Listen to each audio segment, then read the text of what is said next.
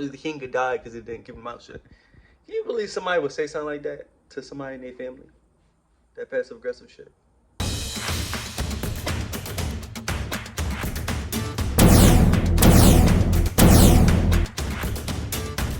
Go on and on about scapegoating. Oh my gosh, but I just got some teeth whitener, you know, cleaned up the face a little bit. But I go on and on about this, but I'm gonna let him talk. That's how I got much stronger, such that when they were putting things on me and trying to scapegoat me, it was like, I don't have to accept this. It doesn't affect me as much anymore. In general, that when people scapegoated me, they were letting me know that they were not my friends. They were not my allies. They were my enemies. To scapegoat someone is a hostile thing. It is the act of an enemy. So when I started to figure out, this is what's going on. These people are scapegoating me. What I realized is they were showing me that they were not my friends. They were actually showing me that I was... something else. Ain't this like the most insidious, craziest stuff ever in life? Like, Jesus Christ. Making the right decision in getting away from them. And there was one other part of this. When they scapegoated me, it rang a little bell inside my head that was even quieter, but went much deeper into me.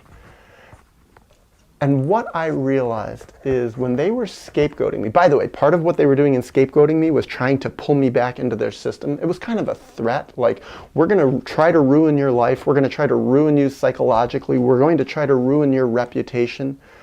And the threat is we're going to continue doing this until you come back to us, or unless you come back to us, and then we won't do it anymore. When I figured that out, and it was like it rang a little bell inside of me that realized, actually, they'd always done that to me. My parents, my family system had always been scapegoating me from the time I was a very little boy. And that scapegoating they'd done of me back when I was 1, 2, 3 years old, for having feelings that they didn't like, their pathologizing of me. I just want to tell everybody that's been scapegoated in life, in their family, whether it's in their friendships, in their narcissistic families, or if it was in their jobs, whatever. You know, typically if you're scapegoating your family, then, you know, I'm glowing right now. I'm glowing right now. It happens, you know, it happened with me, my family, my cousins, and, you know, whatever the case may be. I don't give a fuck if they see this shit. Because life is getting better now that I'm not around them. And I don't give a fuck what their opinions are, and I don't need their validation. I just thought I'd make this video, and I thought his video was dope. It was very informative, and it was very, very real, you know what I'm saying? Some people beat around the bush a lot and don't get to the point. But he got to the point, you know what I'm saying? He kept it real.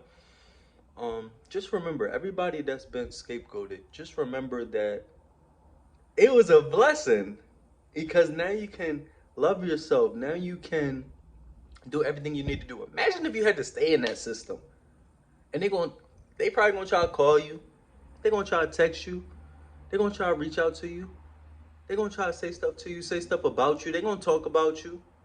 They're going to talk trash about you. They're going to tell other family members, cousins, aunts, uncles that you did this, you did that. They're going to tell people that you're mentally ill. They're going to talk. They're going to talk. Let them talk. Nobody gives a fuck what they're talking about. You know what I'm saying? We really don't care as scapegoats and all that. We're like, wow, like y'all really did that to your family member? Like, you weird. You know what I'm saying? You're going to lie about your family member and talk about your own family, your own son, your own brother, your own cousin. Or the triangulation or the BS. Of course they're going to deny it. Let them deny it. We're going to live better lives. You know what I'm saying? You don't need them. They can stay inside their little dysfunction. They can stay inside a BS that's going to trickle down. They can stay inside all of that. I wish them the best. I wish them love and light. And I hope that, you know, they can, you know, become a happy family without the bad one, the scapegoat, you know, the one that's like Martin Luther King, that should die like him. Ain't that what they said? Or like Jesus, Jesus died because he didn't keep his mouth shut. Martin Luther King could die because he didn't keep his mouth shut. Do you believe somebody would say something like that to somebody in their family? That passive aggressive shit. Ain't that crazy? But for real though, like I'm really glowing right now. I'm not even gonna put a filter on this because I'm looking sharp. You know what I'm saying? That's what y'all gotta do. Scapegoats, star seeds, chosen ones. Love yourself. Work on yourself. You know what I'm saying? Do what you gotta do within your life. Um, and keep yourself safe legally. Watch out because these snakes are out here. Like he said in the video, you learn that once you're scapegoated, those people aren't your foes. Those people aren't your family. Those people don't love you. Love yourself, and then you can find people who love you. If you gotta move, move. I'm moving. I'll be out of here. Don't worry about it. I don't want to share too much information on here. But I just want to tell all the scapegoats, star seeds, chosen ones that you're loved. Love yourself. I go on and That on was their about way to this, but control I'm gonna me, let to him talk. control my behavior, to make me Wow, smile. conform, to make me be like them, to make me split off from whole parts of myself.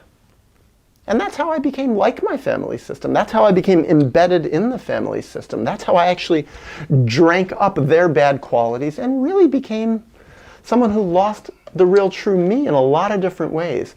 And when I started breaking away as a young adult into my adulthood, certainly as time went on into my 20s, certainly into my 30s when I figured this out, it was like, their scapegoating of me when I was older really reflected what I'd always gone through. And actually then it was like, in a strange way, their scapegoating of me was very, very helpful because it really helped me connect to the pain and horror and trauma that I'd always gone through in relation to them. So in a way, it was a very helpful clue to know about the early environment in which I was raised.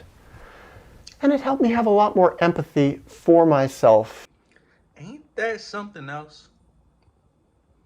Ain't this like the most insidious, craziest stuff ever in life? Like, Jesus Christ.